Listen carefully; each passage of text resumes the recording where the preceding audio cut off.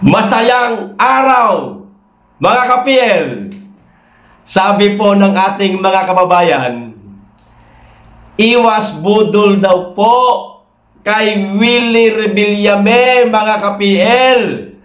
Dahil po dito sa mga bidyong kumakalat po ngayon sa social media, ang sabi po ng ating mga kababayan, ang tunay na Willie Revillame sa likod ng kamera, mga kababayan. Siyempre, kapag may kamera, lalo na mula sa iyong istasyon, ayan, sarili mong cameraman na handang isa publiko ang video, anumang oras, anumang araw, gagawin mo. Ang pinaka mabuti, pinaka magandang pag-uugali. Siyempre, makikita ng buong mundo yan, mga kababayan.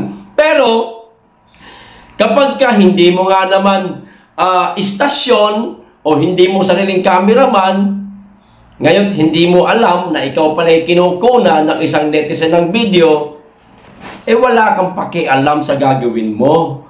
O eto ang kumakalat na video ngayon, mga kababayan, na etong si Willie Revillame tila namimili lamang po, mga kababayan, kung sino itong handang lapitan at hawakan. Ayan. Na para bagang, teka, parang may pagka Bongbong Marcos. Ha? Sabi nga ni Atty. Vic Rodriguez, singag ba, mata pobre. O ngayon, kayo na lamang po ang humusga, mga kababayan, kung totoo ba ang sabi-sabi ngayon ng ating mga kababayan na parang iba, itong ipinapakita ni Willie Revillame sa video ito sa mga telebisyon, ayan, sa mga programa niya na nakikita natin. O eto na, simulan ko na ho, mga kababayan, at kayo na lamang po ang humusga. Dalawang video ho ito, unahin ko muna itong isa. Okay, ito na ho. Tanawan ninyo guys, Willie Revillame, pag hinlo ang iyang katapad, agbayan niya, magpa-picture. Tanawan ng usa, dili limpyo. Dili na niya agbayan, asa man niya agbay si Willie, tanawa. Unya karon na inidool niya nga PWD, ni atras biyaan ng PWD. Kamo guys, unsa inyo ikasulti ana, no? Tanawa, tagaan na nag t-shirt, tagayan lang ba sinina, katong mada sa jacket ni Willie Revillame, mada sa iyang jacket, kamo nang di ba, mga kababayan?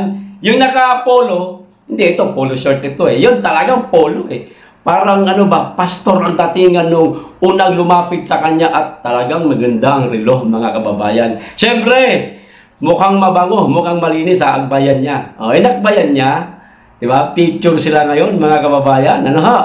Pero, yung matabang lalaki na lumapit na parang tricycle driver lang yata yun, nagpa-picture sa kanya, hindi ko po nilalang muna, sandali, linawin ko lang, hindi ko po nilalang ang trabaho ng mga tricycle driver. Basta, hindi po maganda ang postura ng kanya pananamit. Hindi na niya inakbayan. Sabi nung narrator, may nagsasalita, di ba? Sa video, nagpa-picture na sila ngayon. At ang masaklap, mga kababayan, yung lumapit na iika-ikang matandang payat, PWD umano yun, ayon dito sa video nagsasalita, nung narrator, iniwasan, mga kababayan, ni Willie Revillame.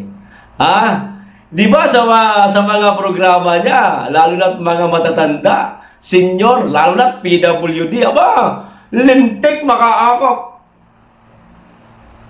Di ba? Mga kababayan, may pahalik-halik pa sa ulo. Ngayon, dahil nga wala siya sa kanyang sariling programa, mga kababayan, baka itong video na to kuha lang ito ng isang netizen na naroon habang naroon din siya at nakuhanan ang kaganapan, putang ina naman, iniwasan yung matanda.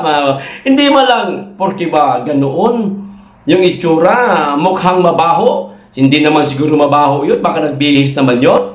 Di ba? Mahirap lang talaga ang forma niya kasi mahirap talaga yung tao eh. Hindi man lang kinamayan. Di ba? Ang tingin ko lang doon sa lalaking lumapit sa kanya, manghihingi yun ng kaunting barya lang. Barya lang sa kanyang mga ari-arian, sa kanyang kayamanan. Maano ba naman yung bigyan niya siguro ng 500? Di ba, mga kababayan? Para pag-uwi nung PWD na yun, may pambibiling bigas kahit 2 kilo. At yung matitira, ulam na lang. Pero iniwasan, mga kababayan. Ano ang sabi? Nung narrator? Yung jacket na lang daw ibibigay. Bigyan na lang daw ng t-shirt. Kayo na po ang humusga, mga kababayan. Kung karapat-dapat ba talaga itong mamang ito, maging senador. Ito na ho yung pangalawang video.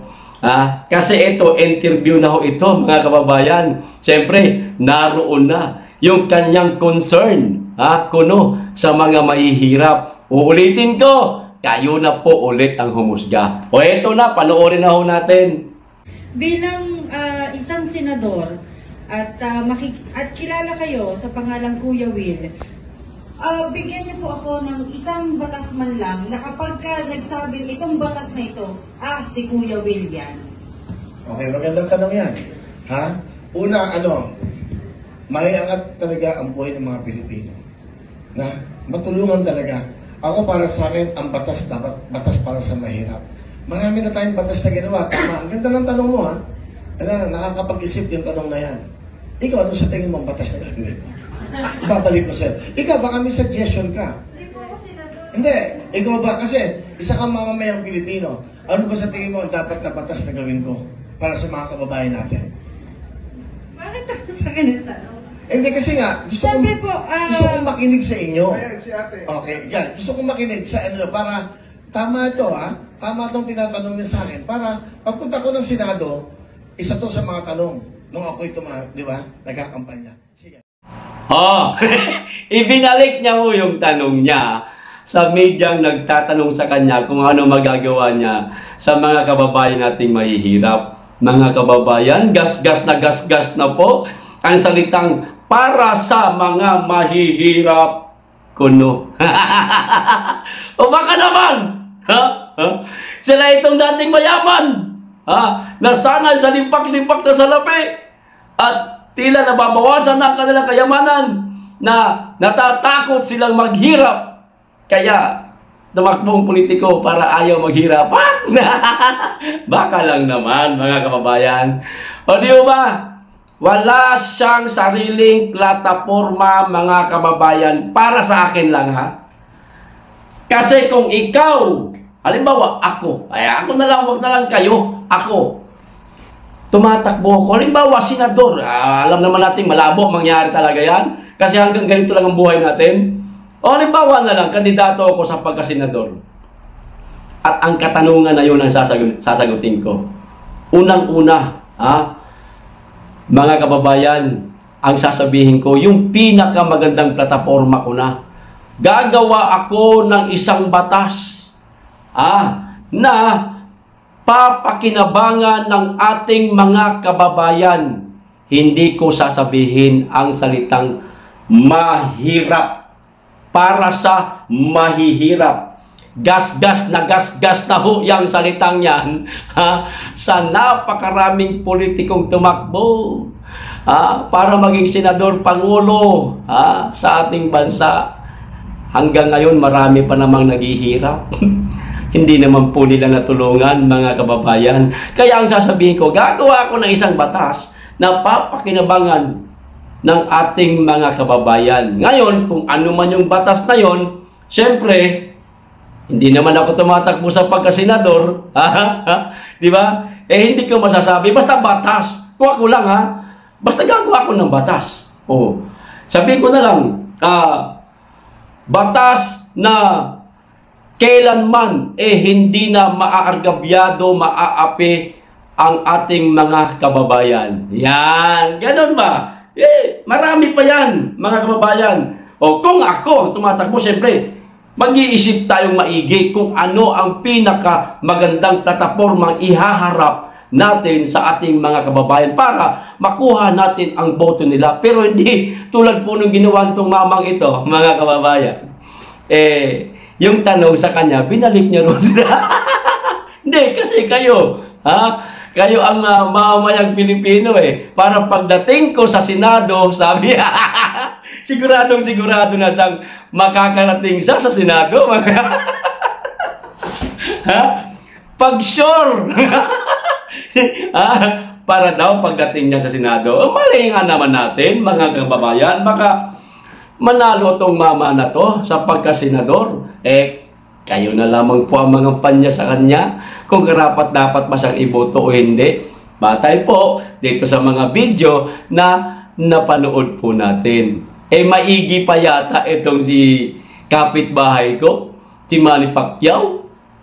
Kahit pa paano, may plataforma pa kahit alam nating mahirap ipatupad.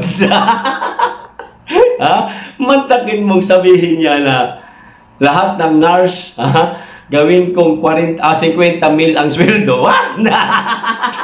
Pwede kung gagawin. Pero, ang tanong, mga kababayan, paano niya ipapatupad yan?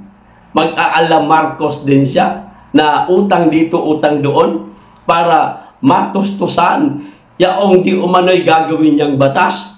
Di ba? Pero mas mainam pa rin si Pacquiao kontra dito. Kasi kahit pa paano, may plataforma siyang sinasabi kahit na mahirap ngang gawin. Eto, wala namang matinong plataforma. Binalik sa reporter. Tuloy, pumalag yung reporter. Teka, hindi naman po ako tumatakbo sa pagkasenador. Kayo po ang dapat sumagot na. Ay, nako. O, kayo na lamang pong humusga, mga kababayan, sa mga tumatakbo sa pagkasenador. Mahirap na. Baka mabudol ulit tayo. Lalo na itong mamang ito. May pagkakahawig pa man din sila ni Dayunyor. Hindi lang itong iwi. Ayos! Hanggang dito lang. Maraming salamat. Mag-iingat kayo lagi. At higit sa lahat, mahalin natin ang Pilipinas.